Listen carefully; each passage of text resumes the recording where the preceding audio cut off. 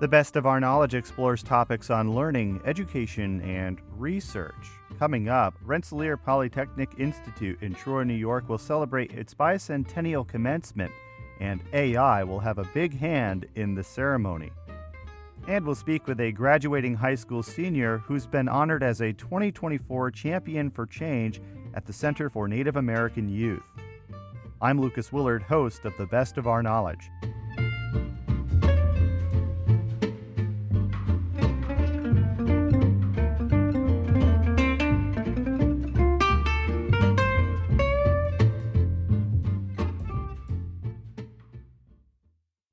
You're listening to The Best of Our Knowledge. I'm Lucas Willard.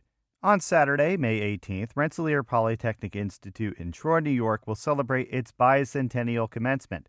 Scheduled to speak at the event are NASA astronaut and 1997 RPI grad Reed Wiseman and Emily Warren Roebling, or at least an AI-generated representation of the woman who saw through the completion of the Brooklyn Bridge in 1883. Roebling was the wife of Brooklyn Bridge chief engineer Washington Roebling, who graduated RPI in 1857. She assumed the role of chief project manager of the construction of one of New York City's most famous landmarks as her husband's health declined.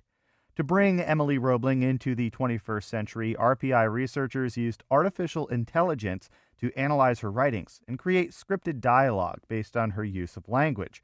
Roebling's AI-generated words will be given a voice by actress Liz Wiesen, who portrayed Roebling in the HBO series The Gilded Age, which was partially filmed in Troy. To learn more about the project and Roebling's AI-assisted commencement appearance, I spoke with the director of RPI's Future of Computing Institute, Dr. Jim Hendler. We actually spent a lot of time trying to figure out how to do this, and we found there's a fair amount of biographical information, but we wanted to capture her style, her personality. And, we have some archives at RPI that have a lot of information about her. We went down to Rutgers.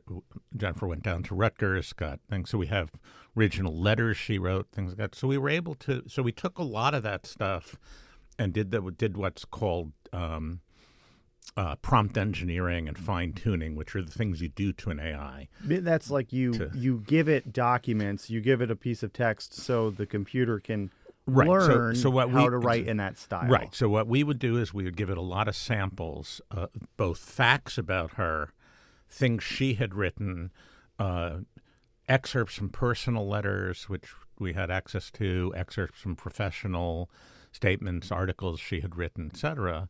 And then the script was written between her, what the conversation would be between her and the astronaut was more or less, we came up with the questions in advance, and then we said, okay, how would she answer them? And for some of them, we had to change the questions a little. So it was a really exciting project where we added artificial intelligence, human intuition and knowledge, and archival information, because it really wouldn't have worked if we didn't have the information about what she sounded like, what she acted like, how she was. And we've documented as we went along some of this. So probably in the fall we'll give a open seminar on how we did it and, sort of what things look like. We used the professional version of ChatGPT as our base. And, we were very careful to make sure that we've stated everywhere we can that, this was not her words. These are words as if she were speaking as best we can. We want to emphasize we're not trying to bring, somebody back from the past. We're not revitalizing a dead person. What we're really doing is trying to capture the essence of her writing and her personality in answering these questions and in addressing our students. So the actress that will be portraying Emily Roebling, Liz Wiesen, was on the Gilded Age program on HBO, and that series was filmed in RPI's backyard in Troy, New York. Yes, parts of it. Yeah. So did you approach Liz, and was she on board? Had she read AI script maybe even before, because AI is becoming more prevalent, especially in writing situations? So, she was approached, the leadership approached her about doing it. She checked with HBO because obviously once you've portrayed a character, you have to be careful. They were happy to let us do it.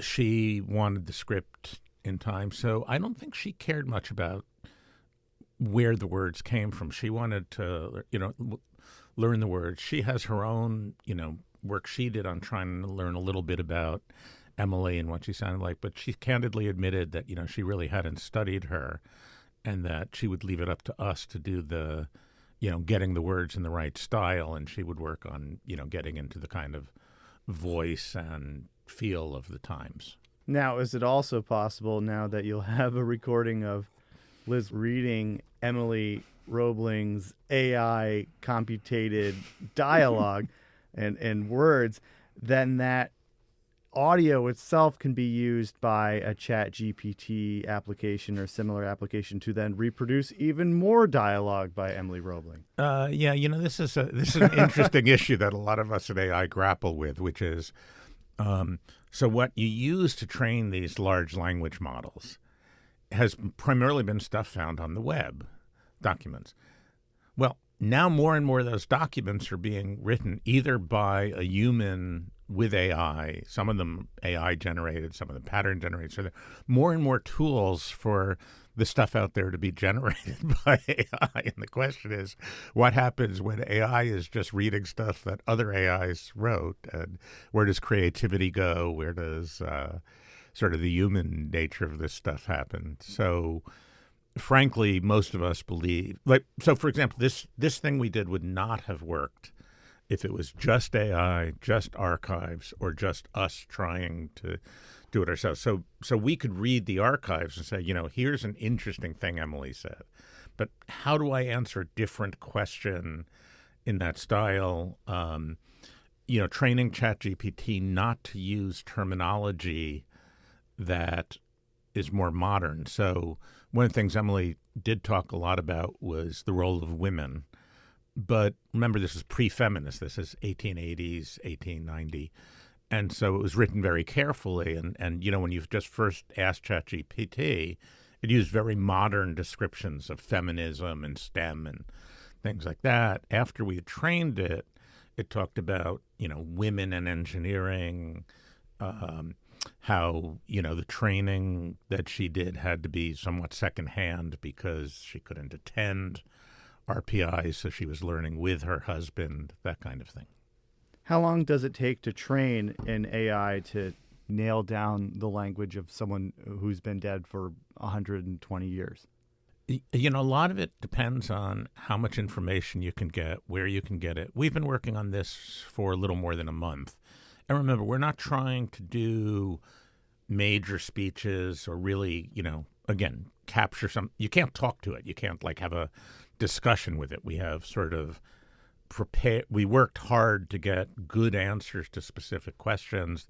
There are times where we had to actually insert by hand. We find something in this letter and say, that phrase really should go over in this answer. And we're not asking ChatGPT to do that. We're just doing it. So it was really a combination.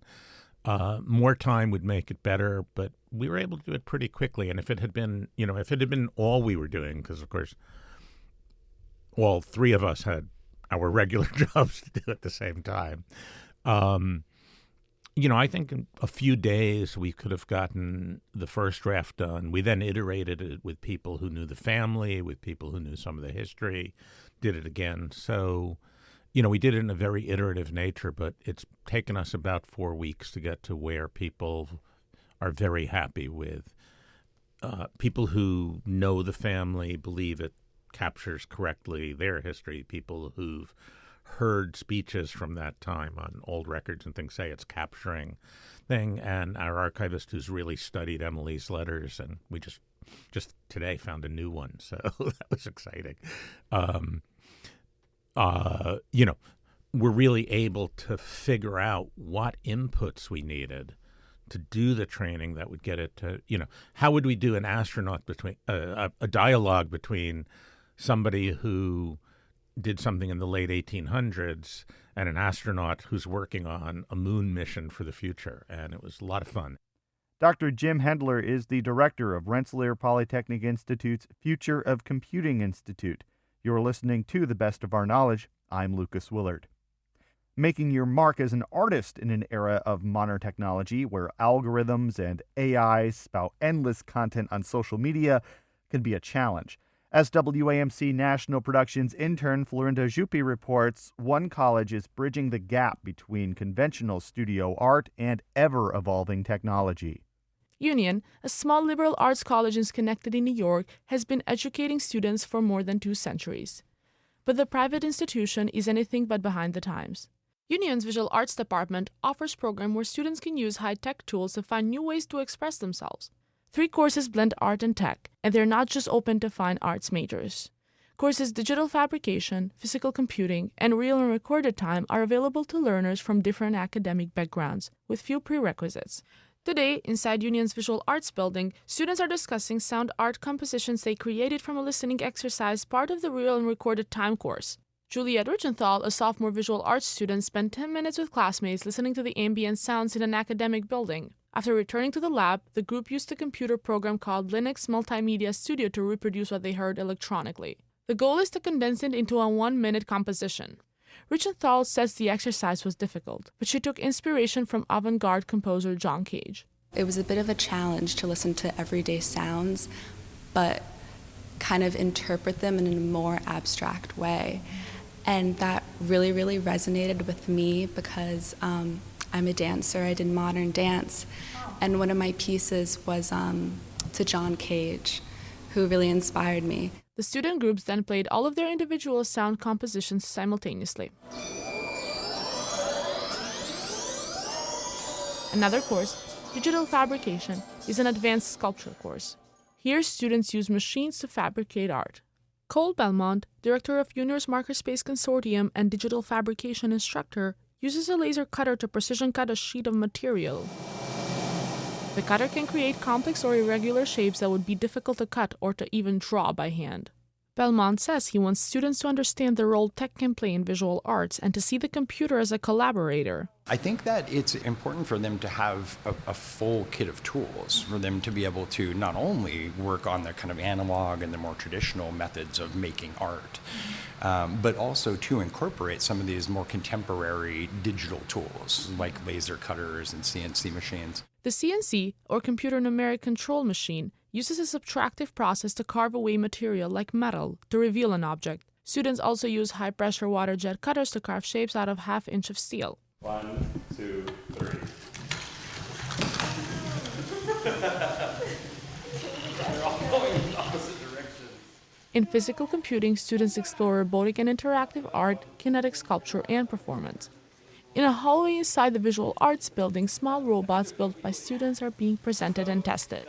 That you learned, right? The weight is too much.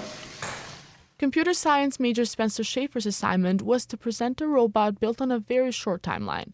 His build resembles a miniature space shuttle. You're trying to make art that is very much entwined with robotics, which is technology. So you have a lot of motors, you have to do a lot of programming for it in order to make whatever art you design actually move and function. So I mean, it's very much like one of the best mixes of technology and art. Andrea Mullen, a senior studying visual fine arts and biomedical engineering, used to think she wasn't creative enough to study arts until she was introduced to digital arts. I think one thing I struggled with the traditional art is I never thought I was artistic or creative enough. And then I learned that you can combine art and technology, and I was like, wait, I actually am really creative. I can do this. So it's allowed me to realize that I am an artist just in a different way, and I think it's really beautiful too because it allows more opportunity for people to express themselves. Visual and digital arts professor Fernando Orellana says the students are learning skills that they will carry into the real world.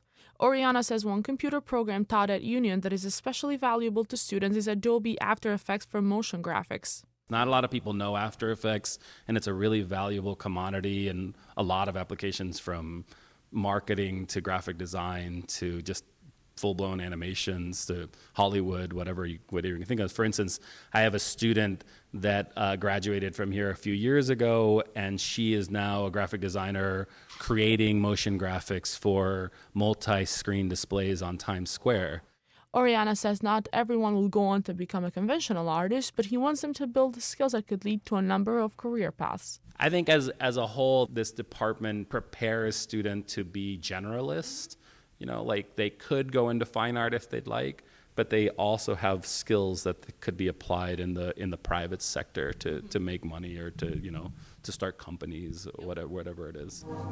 By keeping an open mind, administrators at unions say artists will be able to keep up with time and technology. For the best of our knowledge, this is Florinda Juppe. WAMC National Productions intern Florinda Juppe is a 2024 graduate of the University at Albany, where she studied journalism and honors English. You're listening to The Best of Our Knowledge. I'm Lucas Willard. In his final semester, South Dakota high school senior Wambly Quintana refused to let senioritis set in. Involved in the National Honor Society and Cheyenne River Youth Project's Youth Advisory Council, the Dupree High School grad is a young leader among his Cheyenne River Reservation community. Chosen as a 2024 Champion for Change at the Center for Native American Youth, Quintana had the opportunity to travel to Miami for the International Aspen Ideas Climate Conference. Quintana spoke with the Best of Our Knowledge's Jody Cowan about his ideas and life on the reservation. You have rural states, South Dakota, North Dakota, Nebraska, Wyoming, Montana, and it's sort of similar like that.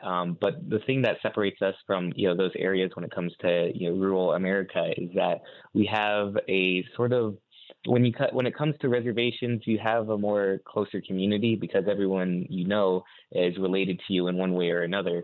And one of the main beliefs of our tribe is how we're all related. We're all in that Tioshpie, Oyate, which means Oyate is the people, but Tioshpie is family. And over here, you can really see that everyone's closely connected because when you need help, it's always just a phone call away and you'll get help as fast as we can. But it gets difficult here because it's sort of a large area to encompass. Our population, I believe, it's in the 10,000 and above, but it is a sort of diverse area because we have people living by the Cheyenne River right now, but we don't actually get to control the resources of the Cheyenne River. When you go get groceries and stuff like that, usually you'll have Native families go out to the nearest city, which could either be Pierce, South Dakota, or Rapid City, South Dakota, to get groceries that they think is more quality than what we have here. Definitely, there is a sort of bridging that we need to have when it comes to connecting all our communities, because it's sort of like a long drive visiting each sectors of our tribe. A large area and a large displacement when it comes to schooling and stuff like that. It could be kind of hard for people to trek up to school sometimes because of the road conditions. They get terrible when it rains or when it snows heavy like this. So it's not uncommon to hear a lot of canceled days because of weather, along with other factors that go into it. How did you get into the work that you do around sustainable energy, and what inspired you to get into this kind of community action? So what inspired me was just the teachings of my elders. I was raised by my grandparents. I moved to South Dakota in, I think it was around 2015 or so. I've been living with them ever since. And they kind of just tried to instill our Lakota culture into me to try and be a culture bearer. Unfortunately, my grandfather passed away, but my grandma kept the traditions as much as she could.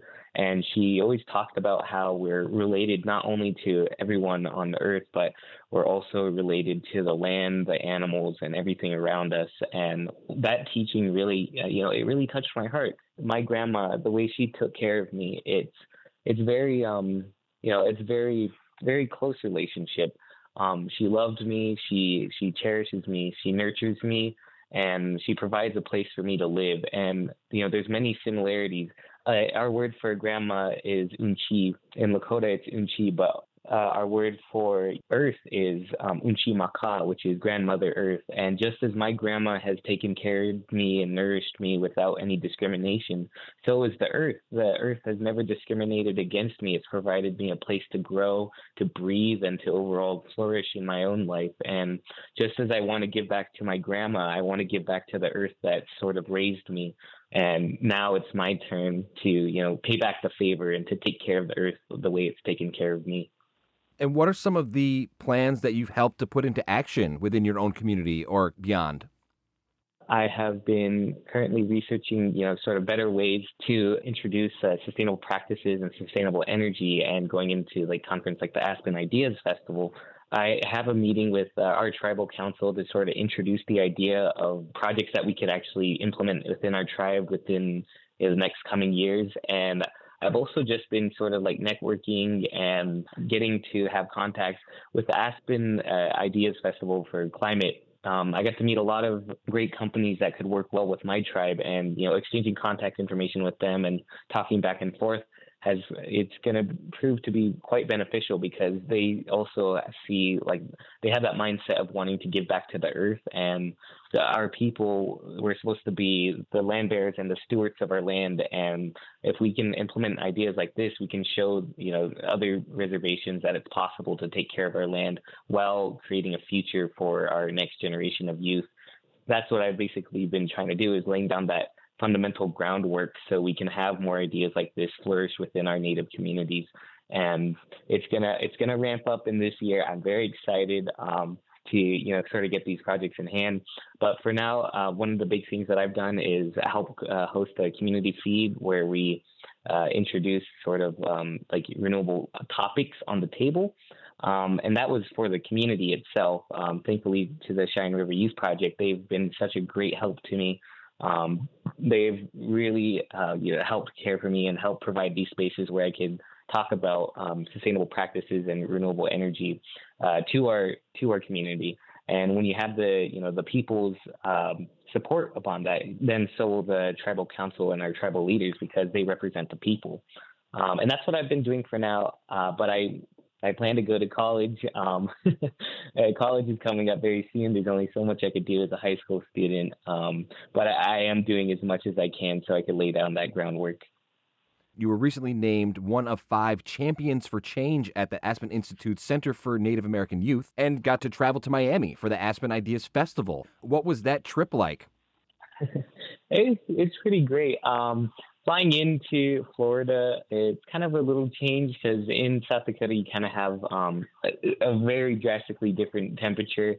When I remember when I was flying, once we started descending into Florida, the humidity got me instantly. And then from there, we got checked in at the Aspen's Climate Convention. When we checked in, we saw that there was a sort of like expo event inside, and it basically introduced a whole bunch of sustainable projects and renewable energy products. One of the things there was one of these containers that was repurposed into sort of like a learning center, but they could also be used to act as like Wi-Fi ports so whenever a hurricane hits. So it was really interesting to see that. There was also projects showing about like EV chargers with solar panels, so you could have a solar panel with batteries to help charge your EVs. You have other solutions like foldable solar panels and all these types of ingenious inventions and products that could be given to consumers in America once they got to the point of where we were speaking. We got to see Deb Holland, such a great person to be around. She is truly a big inspiration to me and to a lot of Native youth when it comes to like indigenous leaders within America. And we went over the questions. Usually when I get nervous before like talking in front of crowds, what I like to do is remember why I'm there. And when I remember why I'm there, I think about, just like how far I've come from our ancestors all the way down to this point in my life where I'm going to go up to a big stage and talk to so many people. The reason why I'm there is no coincidence. I'm there for a reason. So not only will I be representing myself, but I'll be representing the people of the Cheyenne River Sioux tribe and the youth of our Cheyenne River Sioux tribe. And when you represent the youth, that is honored to be recognized. It's a privilege to be able to represent our youth. And when I think about that, it gets me going. And the nervousness usually turns into excitement, because I get so excited that I actually get to speak as a young person. And when I get to go up on stage and talk with Deb Holland and my fellow Native youth leader, it was it was sort of like a bookmark in my life. Yeah, that's awesome. What can the rest of us do to support your efforts to be better stewards to our environment and our communities? So definitely just keep yourself educated. One of the big things now these days is to find more facts than opinion. Stay educated on your own. Take everything with a grain of salt. Educate yourself on things. Make sure when you come down to a decision, make sure you're the one that's actually deciding, not other people for you. Look into Native America, which is just all of our tribes and what's going on currently. Definitely, I would say look into the Cheyenne River Youth Project because they're doing such great work on my reservation for Native American youth. There's many ways to get involved with the youth project, from donating to volunteering even. They really are about the youth, and that's one of the great ways to help steward our land is to start creating these leaders. I'm very thankful for the Cheyenne River Youth Project for kind of developing me into the leader I am today. When it comes to like supporting actual work itself, definitely look into our tribes, delegations, and what's going on currently. Even just people listening to our stories, Native youth stories itself, can have a long-lasting effect, in America and in places around the world, because it shows indigenous ingenuity is quite something to behold upon. And when it comes to supporting Native youth like me, sort of getting back to our land, one of the great ways to do it is just by listening. And when we're heard, we feel empowered, and when we feel empowered, we could get things done. 2024 Champion for Change at the Center for Native American Youth and a member of the graduating class of South Dakota's Dupree High School, Wombly-Quintana. He spoke with the Best of Our Knowledge's Jody Cowan. If you'd like to tell the Best of Our Knowledge what you think, send us an email at knowledge@wamc.org.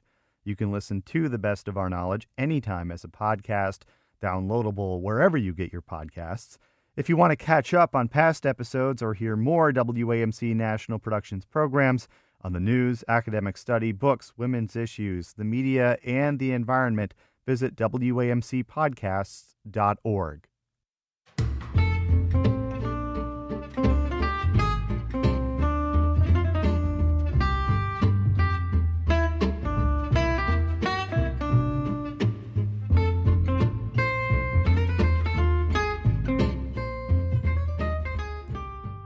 This has been The Best of Our Knowledge, episode 1755.